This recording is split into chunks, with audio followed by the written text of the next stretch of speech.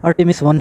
क्यों इम्पोर्टेंट है, हम वापस क्यों जाना चाहते हैं चाँद पर। आज से 40-50 साल पहले हम अपोलो मिशन के ज़रिए चाँद पर जा चुके हैं, तो अब हमें इतने सालों बाद इंसानों को आखिर वहाँ भेजने की क्या ज़रूरत है। तो सबसे पहले हम बात करते हैं कि इस मिशन के अंदर अब पहली मर्तबा किसी खातून को और किसी आदमी को जो कि कलर्ड पर्सन होगा, यानी वो एशियन भी हो सकते हैं, अफ्रीकन भी हो सकते हैं, चाइनीज़ रीजन के हो सकते हैं, यानी सिर्फ गोरों के अलावा पहली मर्तबा नासा ये मौका देगा कि कोई ऐसे आदमी जो कि कलर हो, यानी वाइट ना हो, और पहली मर्तबा कोई खातून या कोई लेडी, उसको मौका दिया जाएगा कि वो चाँद तक सफ़र कर सकते हैं। दूसरी बात यह है कि ये सिर्फ इस बारे में अब नहीं है कि हम चाँद पे गए और उसके कुछ किनारों पर, यानी हम उस अपोलो मिशन के दौरान हर जगह पर चाँद के नहीं जा सकते थे, लेकिन अब हम आर्टेमिस 1 के ज़रिए हम उन जगहों तक पहुँचना चाहते हैं चाँद की, जहाँ पर पानी मौजूद है फ्रोज़न हालत में, और हम वहाँ पे एक परमानेंट बेस भी कायम करना चाहते हैं। वो परमानेंट बेस का मतलब यह है कि अभी अगर हम देखते हैं तो इंटरनेशनल स्पेस स्टेशन मौजूद है, लेकिन अब हम अगर चाहते हैं फ्यूचर में देखना, तो साइंस के लिहाज से हम जब तहकीक कर रहे हैं, तो हमारे लिए ये ऑप्शन नज़र आ रहा है कि हम चाहते हैं कि मुस्तकबिल में पूरे सोलर सिस्टम के ऊपर हम इंसानों को देख सकें। अब अगर हम डायरेक्ट मार्स की तरफ जाते हैं और मार्स में या मरीख पे या मार्स पे जाकर हम चाहते हैं कि वहाँ पे आबादी कायम करें, तो ये एक अच्छा आइडिया नहीं है कि हम डायरेक्ट मार्स पर चले जाएँ। उससे पहले हमें मून के ऊपर, चाँद के ऊपर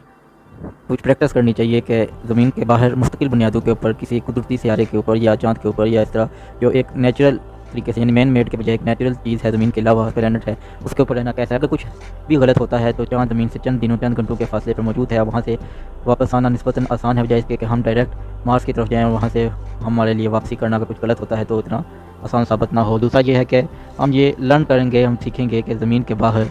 रहना कैसा है, एक्सप्लोरेशन करेंगे, ऐसी ऑब्जर्वेशंस करेंगे जो हम ज़मीन पर रहकर नहीं कर सकते,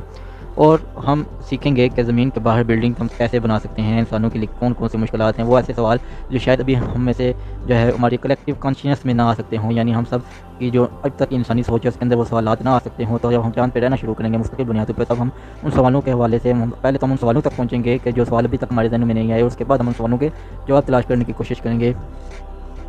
तो लिहाजा इस हवाले से आर्टेमिस 1 जो है मिशन वो नहायत अहमियत का हामिल है, और इसके अलावा हमें वहाँ की जियोलॉजी को समझने में मदद मिलेगी। वहाँ से जब हम मार्स की तरफ जाएंगे तो हमारे पास एक्सपीरियंस होगा कि जब हम ज़मीन के बाहर थे, मून के ऊपर थे, चाँद के ऊपर थे, तो वहाँ पर हमने कैसे अपने आप को मुश्किलात से निकाला या मसलों के हल निकाले, या हो सकता है हम कोई नई टेक्नोलॉजी डेवलप करने में कामयाब हो जाएँ। उसके बाद जब हम मार्स पर जाएंगे तो हमें प्लैनेट की हिस्ट्री, जियोलॉजी और उसके साथ होने वाले मुख्तलिफ फिनोमिनल्स की साइंटिफिक के तौर पर जो होंगे उसको समझने में नहायत ही अच्छे तरीके से मदद मिलेगी।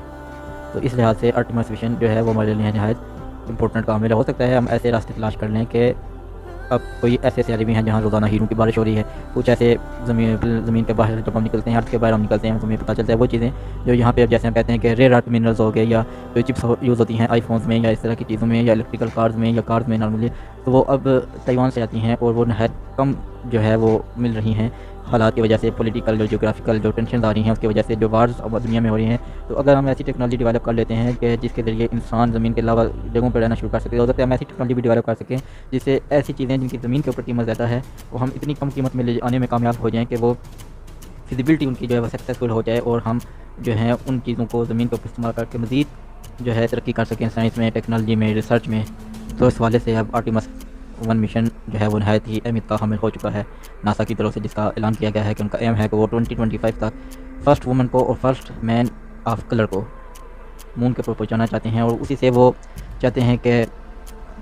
ऐसे रास्ते बनाए जा सकें कि जहाँ से वो मरीख तक आ जा सकें, मार्स तक आ जा सकें, और बेसिकली एक नई रिसर्च, टेक्नोलॉजी और इन सब चीज़ों के ऊपर जो है वो काम किया जा सके। Thank you.